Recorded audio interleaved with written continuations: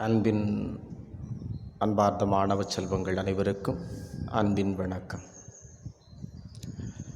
இன்றைய காலகட்டத்திலே தமிழன் பல்வேறு கலைகளில் சிறந்து விளங்கினான். கலையின் பிறப்பிடம் தமிழகமாக இருந்தது. தமிழர்களிடம் இருந்துதான் கலைகள் பல நாடுகளுக்கு பெயர்ந்து சென்றது. அதனால்தான் பாரதி பாடினான், சென்றிடுவீர் எட்டு திக்கும் கலை செல்வங்கள் யாவும் கொணர்ந்திங்கு சேர்ப்பீர் என்று சொன்னான். என் அன்பு மாணவ செல்வங்களே, நம்மிடம் இருந்து திருடிக்கொண்டு நம்மிடமிருந்து களவாண்டு கொண்டு போன அத்தனை கலை செல்வங்களையும் நீங்கள் திருப்பி அவர்களிடமிருந்து பெற்றுக்கொண்டு வாருங்கள் என்று சொன்னான். சென்றிடுவீர் எட்டு திக்கும் கலை செல்வங்கள், திருடு போன கலை செல்வங்கள் யாவும் கொணர்ந்திங்கு சேர்ப்பீர் என்றார். கடந்த பாடத்திலே கம்பனை ரசித்தோம். கம்பனில் பெரிதும் இருப்பது சொல் நயமா பொருள் நயமா? பட்டிமன்றங்கள், பாட்டரங்குகள், சுழலும் சொல்லரங்குகள் எல்லாம் இன்றைக்கு உலகம் முழுவதும் நடந்து கொண்டிருக்கக்கூடிய காலச்சூழலில் கம்பனில் பெரிதும் என்னை பொறுத்தவரை வென்று நிற்பது சொல்லழகுதான். எதுகையும் மோனையும் ஏய்வும் முரணும் சந்தமும் அவனிடம் இல்லாமல் இல்லை, அள்ளி கிடக்கிறது, கொட்டி கிடக்கிறது கம்பராமாயணத்தில். அதனால்தான் கம்பன் விட்டு கட்டுத்தறியும் கவிவாடும், இனியொரு கம்பன் வருவானோ இப்படியும் கவி தருவானோ என்று புகழ்ந்து பாடினார்கள். அதை ஒத்து இன்றைய நாளிலே ஒரு அருமையான ஒரு பாடம்.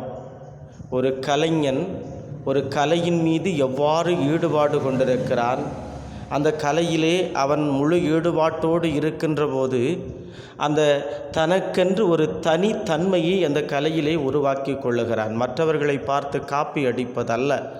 ஒரு கலையின் மீது ஒருவனுக்கு ஈடுபாடு இருக்கிறது என்று சொன்னால், அந்த கலையிலே அவன் கருத்தூன்றி இருக்கிறான் என்று சொன்னால், அவன் தனக்கென்று ஒரு தனி வழியை அவன் உருவாக்கி கொள்வான். அவனுடைய வழி வித்தியாசமாக இருக்கும், மற்றவர்களைப் போல் இருக்காது. அப்படித்தான் இன்றைக்கும் ஒரு கலைஞன் என்ன செய்கிறான்? பாய்ந்து பாய்ந்து கலையை வளர்க்கிறான்.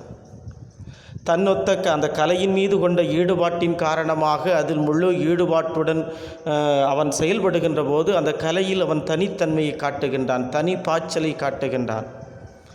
அந்த கலைஞன் தனக்கு இணையாக தன்னுடைய கலையில் ஈடுபாடுள்ள இன்னொரு மனிதனை காணுகின்ற போது தன் கலையை வளர்ப்பதற்கு ஒரு கவிஞன் கிடைத்து விட்டான், ஒரு கலைஞன் கிடைத்து விட்டான் என்று பெருமை கொள்ளுகிறான். அங்கே பொறாமை கொள்ளவில்லை.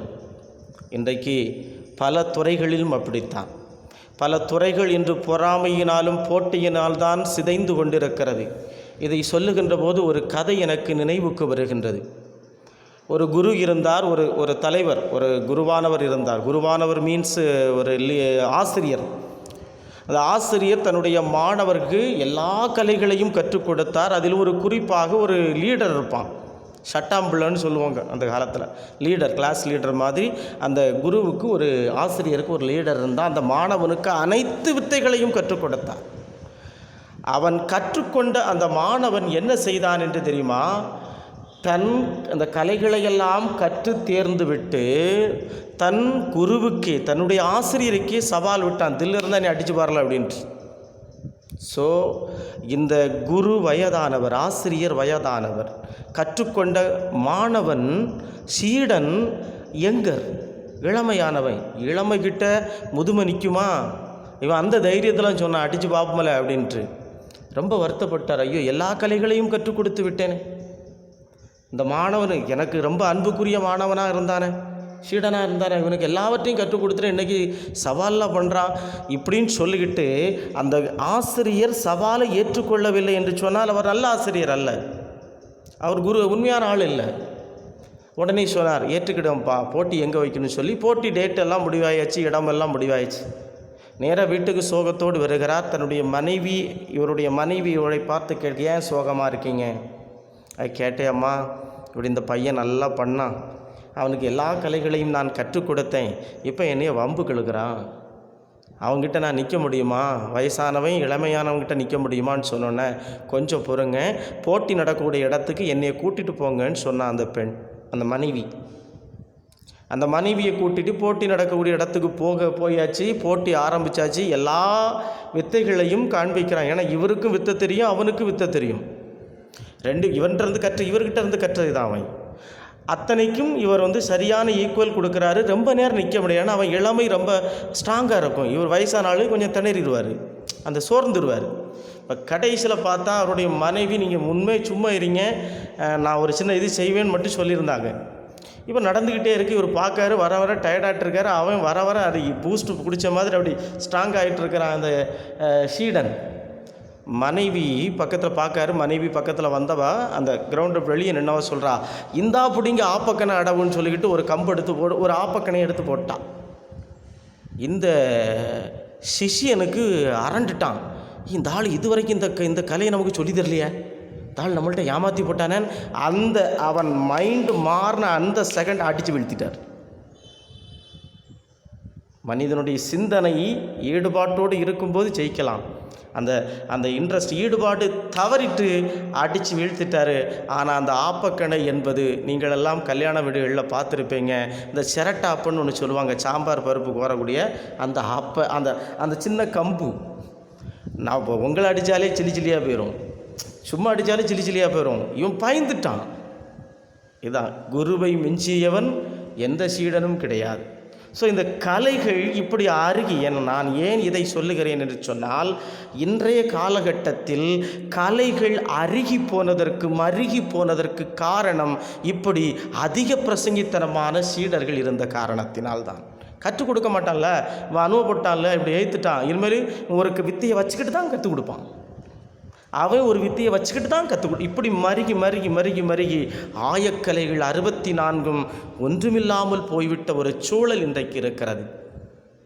என் அன்பு மாணவ செல்வங்களே, இங்கே ஒரு கலைஞன் எப்படிப்பட்ட ஒரு வேடமணிந்து ஒரு சிறப்பான ஒரு பாய்ச்சல் ஆட்டம், அதுக்கு பேர் பாய்ச்சல், சிறப்பான ஆட்டத்திறனை வெளிப்படுத்துகிறான்.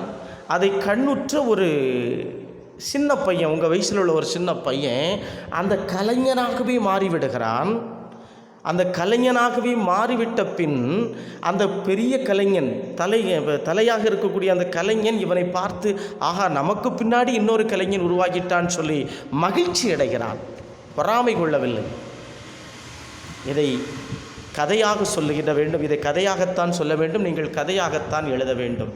இன்று தமிழகம் கலைகளின் பிறப்பிடமாக இருக்கின்ற இந்த சூழலில் ஒரு ஊர், அந்த ஊரிலே ஒரு தெருமுனை, அந்த தெருமுனையிலே என்ன நடக்கிறது என்று சொன்னால், நாகஸ்வரமும் நையாண்டி மேளமும் அடித்து கொண்டே இருக்கிறார்கள். ஒரு தெருமுனையிலே இருந்து அடித்து கொண்டிருக்கிறார்கள். இதை வீட்டுக்குள்ளே இருந்து இப்படி அடிச்சுக்கிட்டு இருக்கிறாங்க, தெருமுனையிலேருந்து அடிச்சுட்டு இருக்காங்க, நாகஸ்வரம் மேளம் எல்லாம் போட்டு அடிச்சுட்டு இருக்கிறாங்க. அப்போ ஒரு பையன் வீட்டுக்குள்ளேருந்து வெளியே வரான். ஏன்னா அந்த பையன் அந்த ஊருக்கு இப்போ தான் புதுசாக வந்திருக்கிறான். அந்த பையனுடைய பெயர் அழகு என்று பெயர். அழகு, சரியாமா, கேரக்டர் நம்பர் 1 அழகு. இப்போ வெளியே வந்து அந்த வீட்டு தூணோடு சாய்ந்து உத்து பார்க்குறான். அங்கே இவனை வயதை ஒத்த அந்த நிறைய சிறுவர்கள் ஓடிக்கொண்டிருக்கிறார்கள். அந்த தெருமுனை, அந்த நாகசுரமும் மேளமும் கேட்டுக்கொண்டிருக்கிற இடத்தை நோக்கி ஓடிக்கொண்டிருக்கிறார்கள். இவன் உற்று பார்க்கிறான். 2 பெரிய கால்கள் அங்கும் இங்கும் ஓடிக்கொண்டிருக்கிறது, நீட்டிட்டு ஓடிட்டுருக்கு. வித்தியாசமாக பார்க்குறான், என்னடா இது வித்தியாசமாக இருக்குது அப்படின்னு சொல்லி பார்க்குறான். அது ஒரு குரங்கினுடைய உருவம் போல் இருக்கிறது. அது இங்கிட்டு அங்கிட்டும் துள்ளி அந்த காலை வச்சு ஓடிட்டுருக்கு. குரங்க போல் இருக்குது. ஆனால் கொஞ்சம் உற்று பார்க்கின்ற போது அது குரங்கும் இல்லை.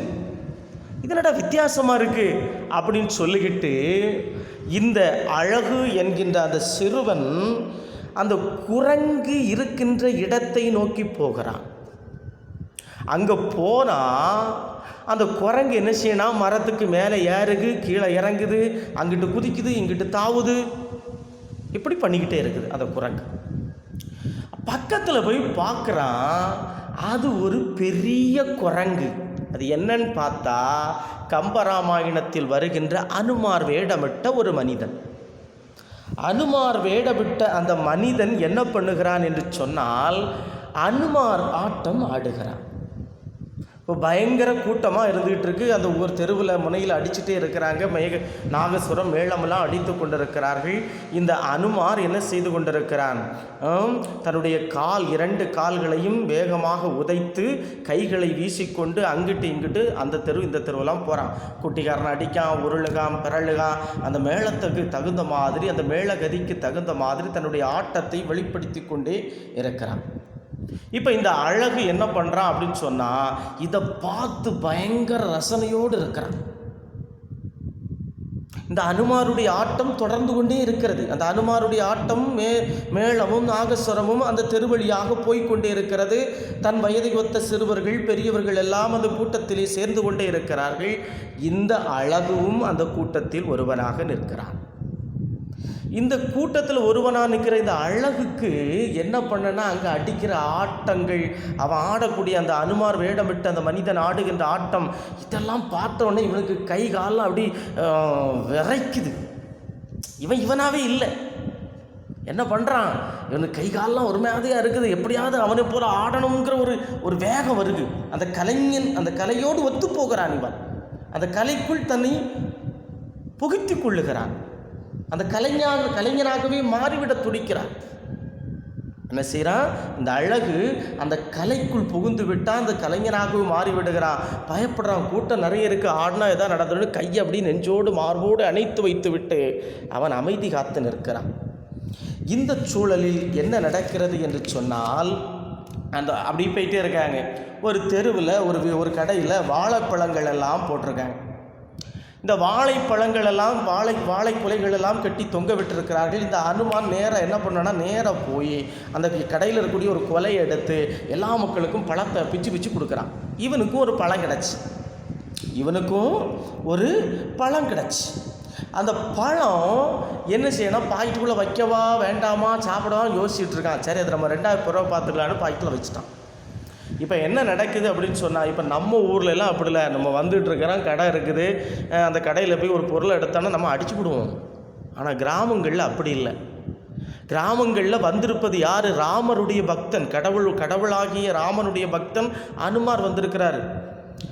ஒரு இது சொல்லுவாங்க, இந்து மதத்தில் என்ன சொல்லுவாங்கன்னா, நமக்கெல்லாம் பயம் வருகின்ற போது இந்த படத்தில் காணிக்க மாதிரி ஹாலிஸ்வெல் இல்லை, அதெல்லாம் இல்லை, ஒன்றும் கிடையாது. ஜெய் ஹனுமான், ஜெய் ஹனுமான், ஜெய் ஹனுமான் இப்படி சொல்லிகிட்டே இருந்தோம்னா நம்முடைய அந்த ஒரு தைரியம் வந்துடும் அப்படின்னு சொல்லுவாங்க. முயற்சி செய்து பாருங்கள் பிள்ளைகள். நமக்கு எப்போவெல்லாம் சோதனைகள், துன்பங்கள், மனவேதனைகள் ஏற்படுகிறதோ, ஒவ்வொரு மதங்களும் ஒவ்வொன்றும் சொல்லி கொண்டிருக்கிறது. இறைவனுடைய நாமத்தை துதித்து கொண்டிருக்க சொல்லுகிறது. இந்து மதத்திலே ஒன்று சொல்லுகிற ஜெய் ஹனுமான், ஜெய் ஹனுமான், ஜெய் ஹனுமான். அந்த அனுமாருடைய பெயரை சொன்னால் சக்தி பிறந்துவிடும் அப்படின்னு சொல்கிறாங்க. இப்போ அப்படி இந்த ராமனுடைய பக்தனாகிய அனுமானாகவே இந்த மனிதனை அந்த கடைக்காரன் நினச்சிருவான். கிராமத்தில் அவன் என்ன செஞ்சிட்ருக்கான், அவன் நம்ம கடையில் வந்து ஒரு பொருளை தொடுறது புண்ணியம் அப்படின்னு நினச்சி இந்த பழக்கொலையை சரி அவன் ஒன்றுமே சொல்லலை. இவன் என்ன செய்கிறான், அந்த அனுமான் வேடமிட்ட இந்த மனிதன் கீச்சுன்னு சத்தம் போட்டுக்கிட்டே, அந்த சவுண்டு போடும், அந்த குரங்கு சத்தம் போடுறது மாதிரி சத்தம் போட்டுக்கிட்டே இந்த வாழைக்கொலையை எடுத்து ஒவ்வொரு மனிதருக்கும் ஒவ்வொரு பழமாக என்ன செய்கிறான், கொடுக்குறான். கொடுத்து விட்டு அப்படியே போயிட்டு இருக்கு. கொஞ்சம் தூரம் கழித்து பார்த்தீங்கன்னா அனுமார் என்ன பண்ணார், கூட்டம் கொஞ்சம் கொஞ்சமாக அப்படி ரவுண்டப் பண்ணி சுற்றி வரிசையாக ரவுண்டு வடிவத்தில் நிற்கிது. இந்த ரவுண்டு வடிவத்தில் நிற்கின்ற போது இந்த அனுமார் இந்த அனுமார் என்ன பண்ணுறாரு, வேஷம் போடுறார், குட்டிக்காரன் அடிக்கிறாரு, அப்படி பண்ணுறாரு, இப்படி பண்ணார், இதெல்லாம் பண்ணுறார் இந்த அனுமார்.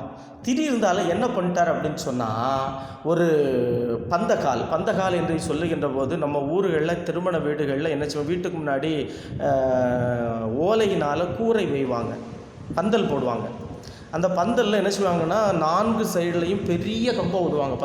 அந்த பந்தக்காலுங்க மாதிரி அது அந்த சைடில் கம்பு விடுவாங்க. அந்த சைடில் பந்தக்கால் மாதிரி ஒரு கால் நாட்டி வைப்பாங்க. திருமணம் இவருக்கு நடக்கப் போகிறது என்பதை மக்களுக்கு இந்த பந்த காலை போல, அது என்ன சொல்லலாம்னா ஆலமரத்தை போல, ஆலமர விழுதுகளைப் போல இந்த குடும்பம், இவருடைய குடும்பம் பல்கி பெருக வேண்டும் என்ற நினைவாக வைப்பார்கள்.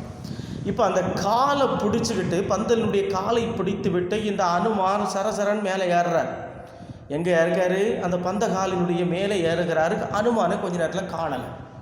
எல்லாரும் கூட்டம் தேடுறது, என்னப்பா அனுமாரை காணல, என்ன பண்ணல, எங்கே போனாலும் தெரியலையே, பந்தக்காலை பிடிச்சிட்டு போனார், எந்த செய்து போனார் என்று எல்லாரும் தேடிக்கொண்டிருக்கிறார்கள். இந்த நேரத்திலே நாகசரமும் அந்த மேளமும் இன்னும் துரித கதியில் வேகமாக அடிக்கிறார்கள். அடிக்கின்ற போது அங்கே பந்தகாலினுடைய மறுபுறத்திலிருந்து, அந்த பந்தலின் மறுபுறத்திலிருந்து வாலிலே அந்த தீ பந்தத்தை வைத்து எரித்து கொண்டே யார், தீச்சுவாலையோடு இந்த அனுமான் கீழே குதிக்கிறான். சுற்றி இருந்த மக்கள் எல்லாம் தீ பார்த்தீங்களா, தீன்னு பயந்து விழுந்து ஓடி ஒதுங்குறாங்க. இவர் என்ன பண்ணுறாரு, கீழே இறங்கிக்கிட்டு இந்த பந்தத்தோடு நின்றுட்டு, அந்த வாலில் கொளுத்தப்பட்ட அந்த பந்தம் இது எதை நினைவுபடுத்துகிறது என்று சொன்னால், அசோகவனகத்திலே சீதை சிறை வைக்கப்பட்டிருக்கிறாள். அவளை காணச் சென்ற அனுமான் அவளை கண்டுவிட்டு வருகின்ற பொழுது இந்த எல்லாரும் பிடிச்சி கொண்டு போய் அரண்மனைக்கு போயிடுறாங்க. ராவணன் முன்னாடி இருக்கும்போது அவன் தன்னுடைய வாளை சுருட்டி என்ன செய்வான், பெரிய ஆசனம் போட்டு உட்கார்ந்துக்கிடுவான். படங்களில் பார்த்துருப்பீங்க. வாளை சுருட்டி ஆசனம் போட்டு உட்காரும்போது என்ன செஞ்சுருவான்னா, கடைசியில் ரொம்ப ஓவராலாக பண்ணுறான், வால் அவ்வளோ பெருசான்னு வாலில் தீ கொளுத்தி வச்சுருவான். அந்த இலங்கை முழுவதும் தீயை வைத்து கொளுத்தி விட்டு வந்துடுவான் அனுமார். அப்படிப்பட்ட அந்த நிகழ்வை சொல்வதற்காக இவன் என்ன செய்கிறான், அனுமார் வேடமணிந்த இந்த மனிதன் தன்னுடைய வாலிலே என்ன தீயை கொளுத்திக்கிடான்.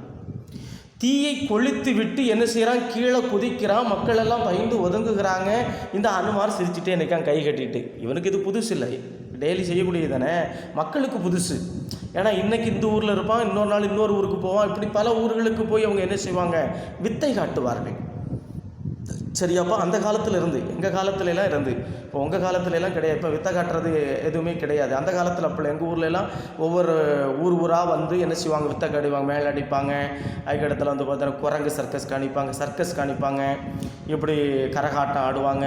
இதெல்லாம் இன்றைய காலகட்டத்தில் இந்த கலைகள் எல்லாம் மருகி விட்டது. ஏனென்று சொன்னால் சினிமா வந்துட்டு, டிவி வந்துட்டு, நாடகம் வந்துட்டு, அதனால் இது மறைந்து போய்விட்டது. இந்த அனுமார் தன் வாலில் கட்டப்பட்ட அந்த தீச்சுவாலையுடன் அங்கும் இங்கும் வேகமாக குதித்து ஓடுகிறார், குட்டிக்காரனை வடிக்கிறார். இதை பார்த்தோன்னு அந்த கூட்டத்தில் இருக்க மக்கள் எல்லாம் பயந்து ஐயோ ஐயோன்னு சொல்லி ஒதுங்குறாங்க. ஒதுங்குகின்ற சூழலில் என்ன நடக்கிறது என்று சொன்னால், ஒதுங்கி போகிறாங்க. இவன் என்ன செய்கிறான், இந்த மேளமும் நாகஸ்வரமும் இணையாக ஈடு கொடுக்கின்ற அளவுக்கு, இந்த இரண்டுக்கும் ஈடு கொடுக்கின்ற அளவுக்கு தன்னுடைய கையிலே சதங்கியும் காலிலே சதங்கியும் வைத்து கொண்டு குட்டிக்காரனை வேகமாக அந்த திவிச்சுவாலையோடு சுற்றி வாரான். குட்டிக்காரனை அடிக்கிறான். என்ன சொல்ல, மேலே வந்தருக்கு மேலே ஏறுறான். மக்களெல்லாம் ஆச்சரியத்தோடு பார்த்துக்கிட்டு இருக்காங்க. இந்த அழகு என்ன பண்ணுறான், நேராக போய் அந்த மேளக்காரன் பக்கத்தில் போய் ஒதுங்கி போய் நின்றுக்கிட்டான். இவனுக்கு கொஞ்சம் பயம் கொடுத்துட்டு, நம்ம மேலேயும் பற்றுமோ அப்படின்னு சொல்லிட்டு கொஞ்ச நேரம் இப்படி ஆடிக்கொண்டிருக்கின்ற இந்த வேளையில் இந்த தீச்சுவாலை என்ன செய்யுது, கொஞ்சம் கொஞ்சமாக அணைய ஆரம்பிக்குது. ஒரே வேகத்தில் எரிச்சிட்ருக்காயில அணைய ஆரம்பித்த உடனே என்ன செய்யுது, இந்த தீச்சுவாலை இந்த அனுமாருக்கு அணைந்து கொண்டிருக்கிறது. வாலில் அந்த அனுமான் போய்கிட்டே தான் இருக்கான், மேளமும் போய்கிட்டே தான் இருக்குது, தெருவழியாக போய்கிட்டே தான் இருக்குது. பின்னாடி மக்கள் எல்லாம் கூட்டமாக போய்கொண்டு தான் இருக்கிறார்கள். அப்போ இந்த அழகும் பெய்கொண்டே இருக்கிறான், அந்த மேலே அடிக்கக்கூடியவனோடு பெய்கொண்டிருக்கிறான். இப்பொழுது என்ன ஆகிவிட்டது என்று சொன்னால், அந்த அனுமானுடைய அந்த வால் தீ எரிந்து முடிந்து விட்டது. இப்போ தரையோடு இழுத்துட்டு போயிட்டுருக்காங்க. புழுதியில் உருண்டு அணைஞ்சாச்சு. அணைஞ்ச பிறகு இந்த வாளை தூக்கி கொண்டு போவதுக்கு 2 பேர் தூக்கிட்டு போயிட்டுருக்கான். ஏன்னா வாள் பிஞ்சு தனியாக போயிடக்கூடாதுன்ட்டு விட்டுட்டு போயிடக்கூடாதுன்னு தூக்கிட்டே போகிறான். 2 பேர் தூக்கிட்டு போகிறான். அதில் ஒருவனுடைய பெயர் ராமு என்பது. இப்போ இவங்க போயிட்டுருக்காங்க. இந்த அனுமான் வேகமாக போய்கொண்டு இருக்கிறான், மேளங்களும் வேகமாக போயிட்டே இருக்கு. போய்கொண்டிருக்கக்கூடிய வேளையில் என்ன நடக்குது அப்படின்னு சொன்னால், இந்த அழகு என்ன பண்ணுறான், பின்னாடியே போயிட்டுருக்கான். தூக்கிட்டு போன ஒருத்தன் சொல்கிறான், ஏப்பா நீ கூடயே வாரையா? ஆமாம் நான் கூடயே வாரேன். அப்போ இந்த பிடிச்சிக்கான்னு வாழை இவன் கையில் கொடுத்துட்டு போயிட்டான். நான் கொஞ்சம் போயிட்டு வரேன்ப்பா அப்படின்ட்டு. இவன் போயிட்டு இருக்கும்போது இந்த மேளம் நாகசுரங்கள்லாம் வந்து கொண்டே இருக்கிறது. அங்கே வருகின்ற போது எதிர்த்தாப்பில் ஒரு வண்டி வருது, டாக்ஸி வண்டி, ஒரு கார் வருகிறது. அந்த காரை வந்தவன் வழிமறிக்கிறான். இந்த அனுமார் என்ன பண்ணுறான், ஒதுங்கி போப்பா தூரப்பான்னு சொல்லி ஆனால் ஒதுக்கி விட்றான். அந்த கார் வருகிறது. வந்த உடனே இந்த அனுமாரை பார்த்த உடனே அந்த காரில் இருந்த மக்கள் என்ன செஞ்சு கொடுக்குறாங்க அப்படின்னா, காசு கொடுக்குறான். ஏன்னா அனுமார் என்பது ராமருடைய பக்தன் இல்லையா, கடவுளுடைய பக்தன் இல்லையா, சீடன் இல்லையா. இப்போ அவருக்கு என்ன கொடுக்குறான், தட்சணை மாதிரி காசு கொடுக்குறான். அந்த காசை இவன் வாங்கலை. நேராக மேளக்காரன் என்ன செய்கிறான், அவன் போய் வாங்கிக்கிடான், காசை வாங்கிக்கிடான். அந்த காலத்தில் என்ன பண்ணுவாங்க அப்படின்னா, இப்படி தெரு தூரம் ஊர் தூரம் இவங்க இந்த வித்தைகள் காண்பித்து கொண்டு இருக்கின்ற பொழுது கரகாட்டம், பொம்மலாட்டம், மயிலாட்டம், ஒயிலாட்டம் இப்போதைக்கு அது இருக்குது. இப்போ எங்கே இருக்குது அப்படின்னு சொன்னால் கோயில்களில் மட்டும்தான் ஆடுறாங்க. கிராமப்புறங்கள்லேயும் இருக்குது, ஊருக்குள்ளே எங்கேயாவது ஒரு இடத்துல மட்டும் ஆடுறாங்க. ஆனால் முந்தி அப்படி இல்லை, தெருதோறும் ஆடிக்கொண்டு போவாங்க. அப்படி ஆடிட்டு போகும்போது ஒருத்தன் என்ன செய்வானா, காணிக்க உண்டியல் கொண்டு வருவான். அந்த உண்டியலில் நம்மளுக்கு பிடித்த நம்மகிட்ட இருக்கக்கூடிய காசுகளை போடுவோம். இப்படி பிரித்த அந்த பணத்தை என்ன செய்வாங்க அப்படின்னு சொன்னால் கடைசியில் அவங்க தங்களுக்குள் பகிர்ந்து கொள்ளுவார்கள். என்ன செய்வாங்க, தங்களுக்குள்ளே பகிர்ந்து ஆளுக்கு ஒரு பங்கு வச்சுருப்பான். மேலக்காரனுக்கு இவ்வளவு, நாகஸ்வரத்துக்காரனுக்கு இவ்வளவு, அந்த வால் பிடிச்சிட்டு வந்த ராமனுக்கு ஒரு இது, அடுத்து அந்த அனுமார் வேடம் அணிந்த அந்த மனிதனுக்கு ஒரு இது, இப்படி சொல்லி ஒவ்வொரு ஆளுக்கும் பங்கு வைக்கிறாங்க. பங்கு வைத்து அதில் ஒரு பங்கு யாருக்கு கிடைக்குன்னா அனுமாருக்கு கிடைக்குது. அனுமாருக்குள்ள பங்கை கொடுத்தோன்னா அவன் சொல்கிறான், எனக்கு என்கிட்ட தராமல் ராமட்ட கொடுங்கன்னு சொல்லி ராமட்ட கொடுத்துட்டான். இப்போ கூட்டம் என்ன பண்ணுங்கன்னா, இப்போ கடைசி கட்டம் வந்தாச்சு, இனிமேல் ஆட மாட்டான்னு தெரிஞ்ச உடனே மக்கள்லாம் என்ன செய்கிறாங்க, கொஞ்சம் கொஞ்சமாக விலகி போகிறாங்க. அவங்கவுங்க வேலைக்கு போகிறாங்க. சரி, இனிமேல் முடிஞ்சு இந்த அனுமார் ஆட்டம் முடிந்தது என்று தெரிந்து ஒவ்வொரு ஆளும் போகிறாங்க. ஆனால் நம்ம அழகு இருக்கும் பார்த்தீங்களா, அழகுங்கிற அந்த சின்ன பையன், அவன் அந்த கலையோடு ஒன்றித்து விட்ட காரணத்தினால் அவன் அந்த இடத்த விட்டு போக மாட்டுக்கான். அந்த இடத்த விட்டு போகவே மாட்டுக்கான். கடைசியில் என்ன ஆயிற்று அப்படின்னு சொன்னால், கடைசியில் இந்த அனுமார் ஒரு இடத்துக்கு வராரு. அந்த ஒரு இடத்துக்கு அப்பாடா அப்படின்னு சொல்லி ஒரு கோயிலுக்கு முன்னாடி, என்ன கோயில் தெரியல, அந்த கோயிலுக்கு முன்னாடி என்ன செய்கிறார், ரெஸ்ட் எடுக்கிறார். அப்பாடான் தூணோடு சாஞ்சிருக்கிறார். சாஞ்சுக்கிட்டு என்ன செய்கிறாருன்னா, தான் போட்ட ஒப்பனைகளை கலைக்கிறார். காலில் கட்டின சலங்கை, கையில் கட்டின சலங்கை, அந்த முகத்தில் போட்ட அந்த முகமூடி அனுமார் உருவம், தலையில் இருக்க கிரீடம் எல்லாம் எடுக்கிறார். எல்லாம் எடுத்து அவர் என்ன செய்கிறார், மார்பு கவசம் எல்லாமே எடுத்து தூர மாத்துறார். புரியுதாமா? ராமர் படம் இதெல்லாம் எடுத்துக்கிட்டு அவர் என்ன செஞ்சார், எல்லாம் எடுத்து கோவத்தோடு எரிச்சலோடு போடுற மாதிரி போடுறார். இதை பார்த்துக்கிட்டே இருக்கிறான் யார், இந்த அழகுக்கு ஒரே ஆச்சரியம். என்னடா இவ்வளோ அழகாக ஆடின மனுஷன், எவ்வளோ அற்புதமாக ஆடின ஒரு மனுஷன் இப்படி கோபத்தோடு போடுகிறார அப்படின்னு சொல்லி இந்த அழகுக்கு பயங்கர வருத்தம். இருந்தாலும் என்ன செய்யறான், அவரையே பார்த்துட்டே இருக்கான். ஒன்று இந்த அனுமார் வேடமிட்ட மனிதன் அந்த அழகை கூடுறாங்க, வாப்பான்னு. என்ன ஓடி வாரான், என்னையான்னா உனக்கு பிடிச்சிருக்கா, ஆட்டத்தை பார்த்தியா? அவனுக்கு ரொம்ப ஜோருங்க. அதுலேயும் நீங்கள் இந்த வாழை கட்டிட்டு தீ வச்சு ஆடினீங்க தெரியுமா, ஊரே எரிஞ்சிரும், பயந்துட்டோங்க, பார்த்தேங்க, ரொம்ப பவியமாக சொல்கிறார். அப்படி சொல்லிட்டு சொல்கிறான், எனக்கும் உங்களை போல் ஆடணும். ஏன்னா இவன் இந்த கலையோடு ஒன்றிச்சுட்டான் பார்த்தீங்களா அப்படின்னு சொன்ன உடனே இவன் என்ன சொல்கிறான், இந்த கலையோடு ஒன்றித்த காரணத்தினால் நானும் உங்களை போல் ஆடணும்னு ஆசைங்க அப்படின்னு சொல்கிறேன். அப்படின்னு சொன்ன உடனே இந்த கலைஞன் சொல்கிறான், அப்படியாப்பா சரி எல்லாம் எடுத்து கட்டிக்கிட்டு ஆடுப்பா அப்படின்னு சொல்கிறான். அப்போ இவன் என்ன செய்கிறான், நேராக அந்த கிடந்த அந்த வாழை கீழே போடுறான், வாழை எடுத்து சொருவுறான். அடுத்த மார்பு கவசம் சதங்க எல்லாம் காலில் எல்லாம் கட்டிட்டு எடுத்துக்கிட்டு என்ன செய்கிறான், அந்த அனுமார் போலவே வேடமிட்டு என்ன செஞ்சு ஆடுறான். இந்த அனுமார் வேடம் போட்ட முதல் மனிதன் தூணில் சாஞ்சி என்ன செஞ்சான், எப்பா நீ ஆடுப்பா எல்லாம் கொடுக்குறாரு பாருங்க, கிரீடம் எல்லாம் கொடுத்துக்கிட்டு இவர் என்ன செய்யார், அந்த தூணில் சாஞ்சி ரெஸ்ட் எடுக்கிறாரு. காலில் சதங்கி கட்டிய இந்த கலைஞர் யார், இந்த அழகு என்ன செய்கிறான், அவரை போலவே ஆடுகிறான். காலை குதிச்சு ஆடுறான், குட்டிக்காரனை அடிக்கிறான், அந்த ஆட்டத்தை ஆடாக்குறான். மரத்துலேருந்து மேலே யாருகான், மரத்துலேருந்து கீழே இறங்குறான், பந்த காலில் அது யாடுறான். அப்படி அவர் என்னெல்லாம் செஞ்சாரோ, அந்த அனுமார் என்னெல்லாம் செய்தாரோ அதை போலவே இவனும் தன்னுடைய ஆட்டத்திறனை காட்டுகிறான். போக போக போக போக போக இந்த அழகுக்கு புது பையன் பார்த்தீங்களா, அடி தப்புகு மீன்ஸ் தப்பாக ஆடுறான். தப்பாக ஆடுகிறான்னு தெரிந்த உடனே இந்த அனுமார் வேடம் போட்டு அந்த மனுஷன் என்ன பண்ணுறான், ஓடி வந்தே நிப்பாட்டு, என்ன செய்கிறாரு, நிப்பாட்டு தப்பாடுற அப்படின்னு சொல்லிட்டு அவருக்கு இவன் சொல்லி கொடுக்குறார். அழகுக்கு இந்த அனுமார் மனிதன் சொல்லிக் கொடுக்குறார், இப்படி ஆடணும், காலை இப்படி தட்டணும், அப்படி ஒவ்வொரு வித்தைகளாக கற்றுக் கொடுக்குறார். கற்றுக்கொண்டு பார்த்துட்டியாப்பா, பார்த்துட்டு இனிமேல் ஆடு அப்படின்னு சொல்கிறாரு. அவர் சொன்ன உடனே அழகு மீண்டும் மறுபடியும் சரியான விதத்திலே ஆடுகிறார். இப்போ இந்த அனுமாருக்கு பயங்கர சந்தோஷம். ஆஹா, நமக்கு பின் இந்த கலையை வளர்த்தெடுப்பதற்கு ஒரு அற்புதமான ஒரு மனிதன் கிடைத்து விட்டான், ஒரு சிறுவன் கிடைத்து விட்டான். இந்த கலையின் மேல் என்ன செய்யாது, அழியாது என்று மன சந்தோஷப்படுறாரு. சந்தோஷப்பட்டுக்கிட்டு எப்பா வாலில் பந்தம் கட்டி ஆடுப்பா அப்படின்னு சொல்கிறார். இந்த வாலில் பந்தம் கட்டி ஆடினோடனே இவனுக்கு பயங்கர சந்தோஷமாயிட்டு. யாருக்கு? இந்த அழகுக்கு. உடனே வாலில் பந்தத்தை கட்டி என்ன செய்கிறான், ஆடுகிறான். ஆடுறவன் கிருதி பாருங்க, சும்மா அதுக்கு கொஞ்சம் அது வந்துடும், அந்த கலையில் கொஞ்சம் ஈடுபாட்டாக இருக்கும்போது கொஞ்சம் கிருதி வந்துடும்.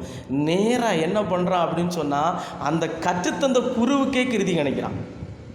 என்ன பண்ணுறான், கத்திக்கொண்டே அனுமார் வேஷம் போட்டிருந்தால அவரை நோக்கி பாய்ந்து போகிறான். அனுமார் பயந்துட்டாரு. நம்மளை பார்த்து வந்தால் பயப்படுவோமா? உடனே இவன் என்ன செய்கிறான், அழகு கிடந்து கக்கப்புக்கன்னு சிரிக்கான். ஏன் பார்த்தியா, உன்னையே பயமுறுத்திட்டேன், பார்த்தியா உன்னையே பயமுறுத்திட்டேன்னு சொல்லி என்ன செய்கிறான், இந்த அழகு சிரிக்கிறான். என்கிட்டயே உன் வேலையை காணிக்கிறையா அப்படின்னு சொல்லிக்கிட்டு இந்த அழகுவை தட்டி கொடுக்கிறார். தட்டி கொடுத்து என்மையிலே சொல்லுவான், அனுமார் போல இன்னொரு மனிதன் ஒரு கலையிலே புதிதாக உருவாகிவிட்டான் என்று சொல்லுகின்ற போது மிக்க மகிழ்ச்சியாகவே இருக்கிறது. இதை வாசிக்கின்ற, இதை எழுதினது யார் அப்படிங்கிறத அடுத்த பகுதியிலே நான் உங்களுக்கு தெரிவிக்கிறேன்.